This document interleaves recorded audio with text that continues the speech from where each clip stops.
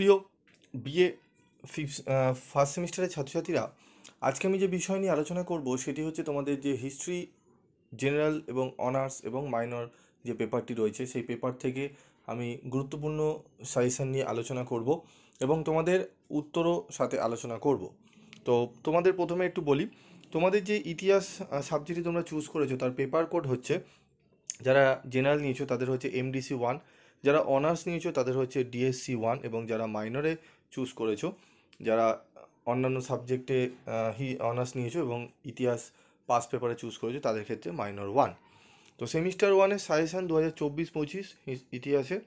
তো তোমাদের 20 নম্বরের প্রশ্ন নিয়ে আমি আলোচনা করব, এটি 20 এবং তোমাদের 15, ঠিক আছে, এবং 10, তোমাদের 10 এবং 15, 20 নম্বরের। যাই আসুক না কেন তোমাদের আমি 20 নম্বরের করেই করাচ্ছি। এর বেসিক একটা কারণ রয়েছে। কারণ কি, বড় হিসাবে পড়লে তোমাদের যদি প্রশ্নটি 10-এ দেয় সেক্ষেত্রেও তোমরা কিন্তু লিখতে পারবে। এবং যে উত্তরটি নিয়ে আজকে আলোচনা করব, যে প্রশ্নটি নিয়ে আলোচনা করব সেটি একটু তোমরা দেখে নাও। যে প্রথম যে প্রশ্ন, যে প্রাচীন ভারতের ইতিহাসের উপাদান হিসাবে লিপি ও মুদ্রার গুরুত্ব আলোচনা করো। অত্যন্ত গুরুত্বপূর্ণ এই প্রশ্নটি, ঠিক আছে। তিনটে তোমাদের তিনটে সেটে পরীক্ষা হবে। তিনটে সেট বলতে জেনারেলদের আলাদা কোশ্চেন, অনার্সদের আলাদা কোশ্চেন, মাইনরদের আলাদা কোশ্চেন। তো এই প্রশ্নটি কার ভাগ্যে গিয়ে পড়বে সেটি বলা খুবই মুশকিল, তবে বেসিক্যালি এই প্রশ্নটি তিনটে যারা রয়েছে জেনারেল, অনার্স এবং মাইনর উভয়েরই কিন্তু গুরুত্বপূর্ণ রয়েছে, ঠিক আছে। প্রশ্নটির উত্তর, সম্পূর্ণ উত্তর আজকে আলোচনা করছি, দেখে নাও।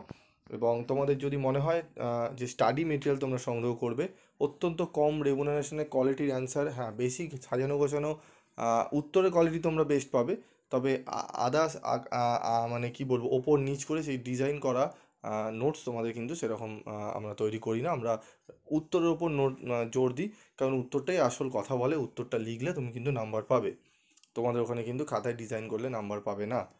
তো দেখো, ভূমিকা। বৈজ্ঞানিক ভিত্তিতে প্রাচীন ভারতের ইতিহাস রচনা করা সম্ভব নয়। এর কারণ হলো, প্রাচীনকালে আমাদের পূর্বপুরুষেরা ধারাবাহিক ইতিহাস রচনায়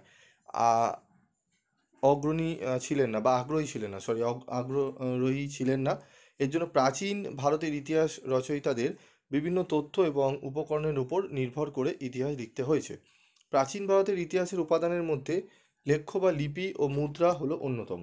এই লিপিগুলি ভারত ছাড়াও মধ্য এশিয়া, চীন, পূর্ব ভারতীয় দ্বীপপুঞ্জের নানা স্থানে পাওয়া গেছে। প্রাচীন ভারতের ইতিহাসের উপাদান হিসাবে প্রায় 60,000 লিপি পাওয়া গেছে। লিপি। প্রাচীন ভারতের মানুষ তাদের জীবনযাত্রার কাহিনী লিপিবদ্ধ করে গেছেন, বিভিন্ন ঘটনার তথ্য লিখে গেছেন পাথরের ওপর তামার ফলকে।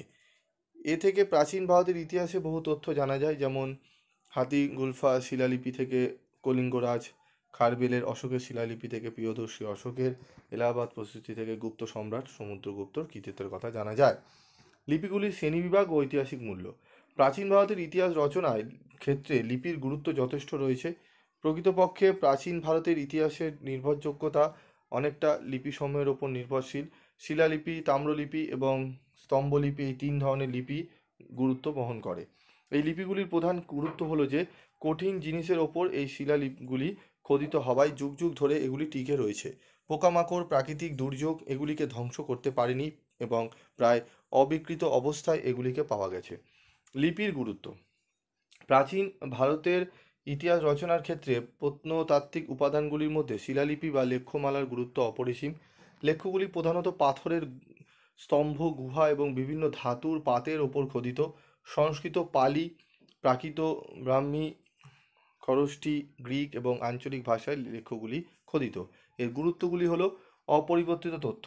ইতিহাস রচনার সময়ের সাথে সাহিত্যের মধ্যে অনেক পরিবর্তন এসেছে, কিন্তু লেখ্যগুলি অপরিবর্তিত তথ্য সরবরাহ করেছে, তাই লিপি হলো ইতিহাসের জীবন্ত দলিল। সন তারিখ নির্ণয়। লেখ্যগুলিতে উৎকীর্ণ সন তারিখ সঠিকভাবে ইতিহাস রচনায় সাহায্য করেছে। শাসননীতি। প্রাচীন ভারতের শাসকদের শাসননীতি সম্পর্কে সম্যক ধারণা পাওয়া যায়, যেমন অশোকের লেখ্যগুলিতে তার শাসননীতির উল্লেখ পাওয়া যায়। প্রশস্তিগুলির গুরুত্ব। প্রাচীন ভারতের অধিকাংশ রাজাদের উৎকীর্ণ প্রশস্তি লিপি থেকে রাজার বংশ পরিচয়, সামরিক কৃতিত্ব, রাজনৈতিক প্রতিভা, শাসন প্রণালী, দান ধ্যান প্রভৃতি বিষয় জানা যায়। মুদ্রা। এরপর আমরা মুদ্রা। তবে এই যে গুরুত্বগুলো তোমাদের আলোচনা করলাম, লিপির গুরুত্ব আরও দু একটি পয়েন্টস যদি তোমাদের পারো অ্যাড করতে পারো, তবে অযথা বেশি বাড়াতে যাবে না, কারণ একটা সময়ের ব্যাপার আছে, তোমরা কিন্তু সময়ের মধ্যে লিখে শেষ করতে পারবে না। আর তোমরা যদি অতিরিক্ত বাড়িয়ে লেখো, তাতেও কিন্তু যে নাম্বার বেশি পাবে তার কোনো কিন্তু ভিত্তি নেই, ঠিক আছে? টু দি পয়েন্ট অ্যান্সার দেবে, যতটা দরকার যেগুলো মেন পয়েন্ট সেগুলো দিলেই কিন্তু তোমরা নাম্বার পাবে। এবং এটি হচ্ছে জেনারেলদের বেসে তৈরি করা। অনার্সদের জন্য আরও কিছু পয়েন্টস এক্সট্রা রয়েছে, সেগুলো আমি তোমাদের যারা নোটস কিনবে সেখানে তোমরা পেয়ে যাবে। যারা নোট স্টাডি মেটেরিয়াল সংগ্রহ করবে সেখানে অনেক আরও হিডেন কোশ্চেন রয়েছে, সেগুলো উত্তরও অনেক আছে ওখানে অ্যাড করা। সমস্ত কিছু আলোচনা করলে কিন্তু এখানে সম্ভব না, অনেকটা লং হয়ে যাবে। এরপর রয়েছে মুদ্রা। মুদ্রা হলো প্রাচীন ভারতের ইতিহাসের এক ঐতিহাসিক দলিল। এই মুদ্রার ওপর লিখিত বিভিন্ন তথ্য থেকে প্রাচীন ভারতের ইতিহাসে রাজরাজাদের সম্পর্কে বহু তথ্য জানা যায়। মুদ্রার মান, ধাতু এবং চিত্র থেকে তৎকালীন রাজাদের পরিচয় জানা যায়। শক, কুষাণ, সাতবাহন শাসকদের ইতিহাস রচনায় তাদের আমলের আবিষ্কৃত মুদ্রা বিশেষভাবে সাহায্য করে। সমুদ্রগুপ্তের বিনা বাদনরত মুদ্রা থেকে সঙ্গীতের প্রতি তার অনুরাগের পরিচয় জানা যায়। কনিষ্কের সাম্রাজ্য ভারতের অভ্যন্তরে কতদূর বিস্তৃত ছিল তাহা তার মুদ্রা থেকে জানা যায়। মুদ্রার গুরুত্ব বিচারে লিপির পরেই মুদ্রার স্থান। প্রাচীন ভারতের মুদ্রাগুলি সোনা, রূপা ও তামা দিয়ে তৈরি করা হতো। এর গুরুত্বগুলি হলো: তথ্য যাচাই। প্রাচীন ভারতের ইতিহাস রচনায় মুদ্রার মূল্য যথেষ্ট। লেখ্যগুলির মতো মুদ্রাগুলিও অন্যান্য সূত্র থেকে প্রাপ্ত তথ্যগুলি সংশোধন, সমর্থন বা যাচাই করে থাকে। রাজার রাজ্যসীমা। মুদ্রাগুলির প্রাপ্তিস্থান থেকে কোনো রাজার রাজ্যসীমা অনুমান করা যায়, তবে মুদ্রাগুলি স্থানান্তরিত হতো বলে এইরূপ ধারণা সবসময় সঠিক হয় না। রাজার বংশ পরিচয় ও রাজত্বকাল। মুদ্রায় উৎকীর্ণ সন তারিখ থেকে আমরা কোনো রাজার রাজত্বকাল যেমন জানতে পারি, তেমনি বিভিন্ন অঞ্চলের রাজার নাম ও তার বংশ পরিচয় সম্পর্কে অনেক ধারণা পাওয়া যায়। সমকালীন অর্থনৈতিক ব্যবস্থা। মুদ্রায় ব্যবহৃত ধাতু, কোনো যুগের অর্থনৈতিক অবস্থা, মুদ্রার মান প্রভৃতি সম্পর্কে ধারণা দেয়। স্বর্ণমুদ্রা যেমন সমৃদ্ধির পরিচয় বহন করে, তেমনি হীনমানের ধাতুর মুদ্রা আর্থিক সংকটের পরিচয় দেয়। রাজাদের ব্যক্তিগত রুচিবোধ। মুদ্রায় খোদিত মূর্তি থেকে রাজাদের ব্যক্তিগত রুচির পরিচয় পাওয়া যায়, যেমন সমুদ্রগুপ্তের মুদ্রায় তার বীণা বাদনরত মূর্তি সম্রাটের ব্যক্তিগত সঙ্গীত প্রতিভার দিকটি তুলে ধরে। ঠিক আছে, তো এখানে তোমাদের গুরুত্ব আলোচনা করা হলো। তোমরা চাইলে এখানে উপসংহার হিসাবে লিখতে পারো, তবে 10 নম্বর ক্ষেত্রে একদমই নয়। 10 নম্বর ক্ষেত্রে তোমাদের কিন্তু 4টে করে পয়েন্টস দিলেই কিন্তু ঠিক আছে?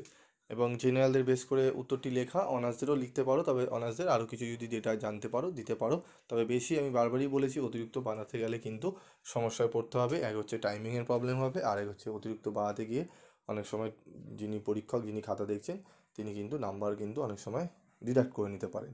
তো আজকের মতো ভিডিওটি শেষ করব, দেখা হচ্ছে পরবর্তী ভিডিওতে। এরকমই প্রত্যেকটি সাবজেক্টের